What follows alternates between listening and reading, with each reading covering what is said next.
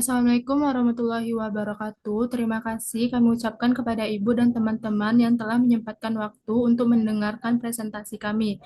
Pada kesempatan kali ini, kami dari kelompok 5 akan mempresentasikan hasil diskusi kami mengenai tugas akuntansi keuangan menengah 2 pada soal KA 7 strip 11. Sebelumnya, perkenalkan nama saya Adela Agustina dengan NIM 2305347. Di sini saya berperan sebagai moderator. Lalu adapun anggota kelompok 5 yaitu pertama Miftahul Husnah dengan NIM 2305320.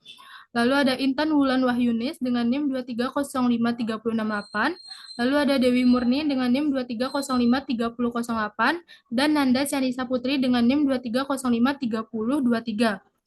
Baik, selanjutnya itu untuk soalnya akan dibacakan oleh Nanda. Kepada Nanda dipersilakan.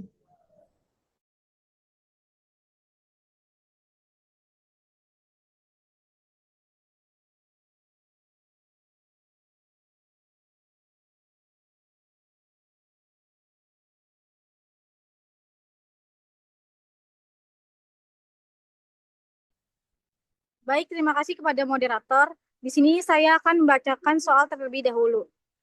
Marfin Company adalah entitas anak dari Hages Corp.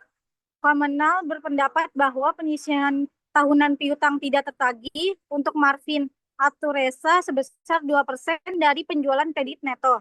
Direktur sangat gugup bahwa entitas induk mungkin mengimpikan entitas anak untuk mempertahankan tingkat pertumbuhan 10%, menyarankan laba menekankan penyisihan piutang tidak tertagih menjadi 3% per tahun. Direktur berpikir bahwa laba neto yang lebih rendah yang mencerminkan tingkat pertumbuhan 6% merupakan tinggal pertumbuhan yang lebih berkelanjutan bagi Marfin Company. Pertanyaannya adalah yang pertama, haruskah kontroler turut memperhitungkan tingkat pertumbuhan Marfin Company dalam memperkirakan penyisian piutang? Jelaskan jawaban Anda. Pertanyaan kedua adalah, apakah permintaan direktur akan menimbulkan dilema etika untuk kontroler? Berikan alasan Anda.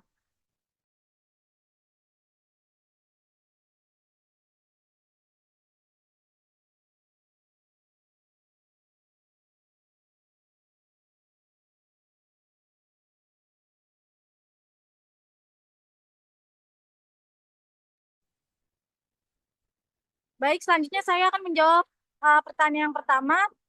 Jawabannya adalah ya, controller seharusnya mendasarkan perhitungan penyisian piutang tidak tertagih pada estimasi objektif yang didasarkan pada data historis, pertumbuhan atau ekspektasi laba yang diinginkan oleh manajemen.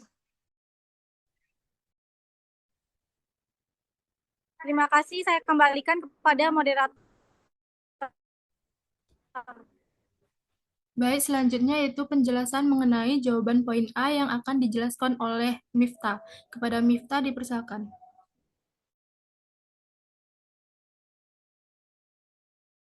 Baik, terima kasih kepada moderator.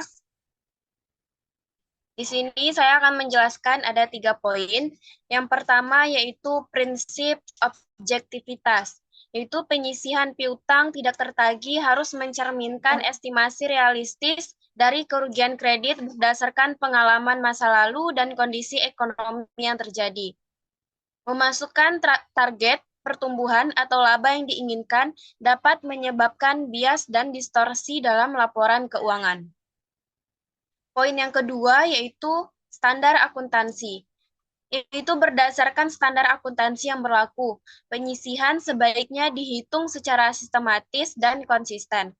Dan menyesuaikan dengan target pertumbuhan perusahaan, misalnya 10% atau 6%. Tidak relevan jika tidak ada dasar objektif yang mendukung perubahan tersebut. Poin yang ketiga yaitu keterkaitan dengan resiko kredit. Itu estimasi penyisihan harus berkaitan langsung dengan tingkat resiko kredit dan penilaian terhadap kualitas piutang.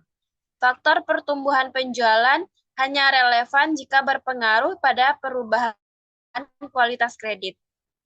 Sekian materi dari saya kembali.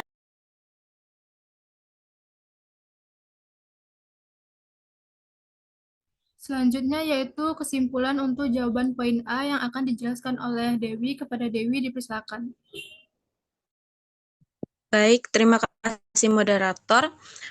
Dapat saya simpulkan dari jawaban teman-teman yang dijelaskan tadi, dengan demikian, konselor juga harus mempertimbangkan tingkat pertumbuhan margin company dalam memperkirakan penyisihan piutang tidak tertagih. Penyisihan piutang tidak tertagih harus dari perusahaan. Nah, jika tingkat pertumbuhan yang diharapkan terlalu tinggi atau tidak relatif, maka penyisihan itu lebih besar, mungkin tidak mencerminkan kenyataan. Begitu pula sebaliknya, dan bisa mengakibatkan laporan keuangan yang menyesatkan. Hanya itu yang saya bisa sampaikan. Saya kembali.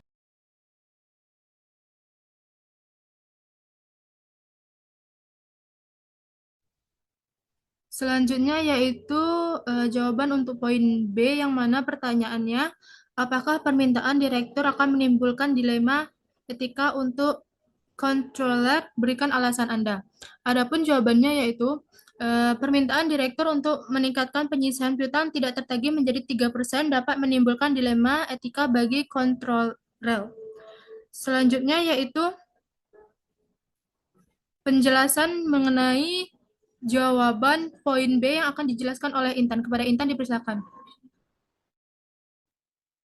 Baiklah, terima kasih kepada moderator. Saya akan menjelaskan jawaban nomor B, yaitu 1.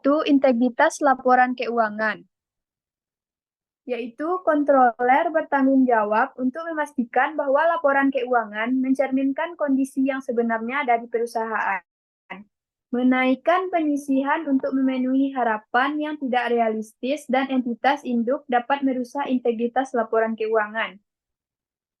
Yang kedua, kepentingan stakeholder, yaitu mengganti estimasi penyisihan demi kepentingan manajemen dapat merugikan pemangku kepentingan lain, seperti investor pada kreditor yang tergantung pada informasi keuangan yang akurat untuk membuat keputusan.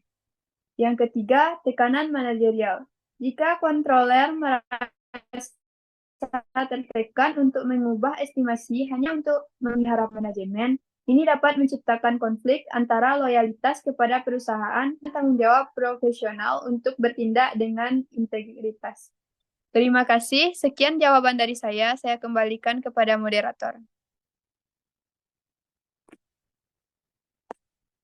Selanjutnya yaitu kesimpulan untuk jawaban poin B yang akan dijelaskan oleh Dewi. Kepada Dewi dipersilakan. Baik, terima kasih moderator.